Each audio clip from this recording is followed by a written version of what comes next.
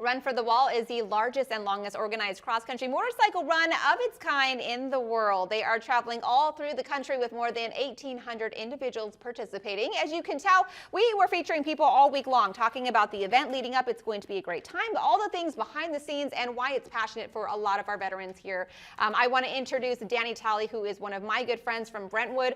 Danny, I'm so glad you're here talking to us about this event. You know, it's going to be a great time. Go ahead and tell me about what this means for you. This is your first year you're going to be riding in it. Tell us about why you're so passionate about it. Well, it brings to light a lot of things. You know, Memorial Day is coming across this month, and you hear it all the time, somebody going, you know, Happy Memorial Day. And it's not about being happy. It's a solemn Remembrance Day, Day of Remembrance. So to be able to do this and shine light on the people that haven't made it home, or the veterans here that have came back from that battlefield and still have a battle ongoing and brought some of those demons back. So it's shining light and a healing amongst all these that participate in this event. And Danny, you yourself, you know, have dealt with some dark times in your past as well. You are a retired Marine. Yes, I was 10 years in the Marine Corps, and then first responder here, retired out of being law enforcement. So you kind of know exactly what some individuals are actually going through. Can relate. Can relate. Yeah, everybody has a story and journeys, and sometimes our paths segue in this journey, and it helps when somebody that's worn that uniform can relate or make some of these connections and go, I'm not that unicorn, there is somebody like me. And that breaks down those barriers and those walls to maybe where somebody wasn't wanting to get help previously. Danny, go ahead and tell us, you were just telling me that it is your hopes to put Shreveport on the map for a little bit of a different reason. You're trying to get with other local nonprofits so that you guys can really do this really big next year as well. Like, you're obviously interested in this event. Right, we've been planning this out for about 6 months. We had to go through little classes when we said that we wanted to do it. So 4 nonprofits here that deal with veteran resources, Vet for Vets, Guitar for Vets, some other ones, Woody's Home for Vets, got together and said, man, we'd like to do this. We can't go the whole route, which is from Ontario, California to Washington, but maybe we were able to do the halfway point, which is from Monroe to Washington, D.C.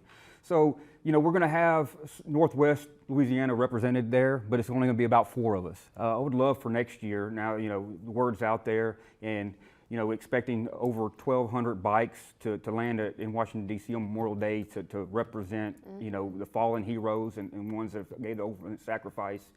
To be able to do this next year and have a lot more people, you know, that are going to either provide resources or actually ride. Danny, let's talk about real quick, because we're running out of time, let's talk about what it means to support, you know, even if you're just sharing somebody's post about this event, or whether you're writing, whether you are behind the scenes, whether you're gearing up for next year. Why is it important to support our military and first responders and fallen heroes?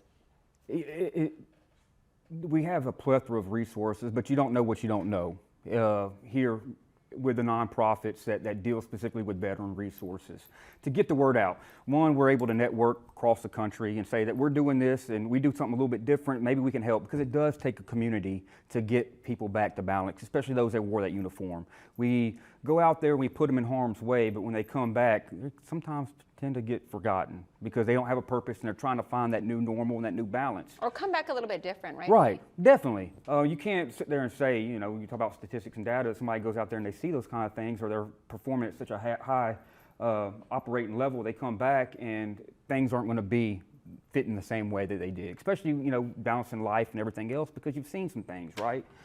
But it helps us with resources, connecting nationally, and putting Northwest Louisiana on a map. You know, these nonprofits, they're only here and they only exist because people help us out. If not, then we can't help those others out. So you can either, one, you can sponsor a rider here with us. There's 4 of us going.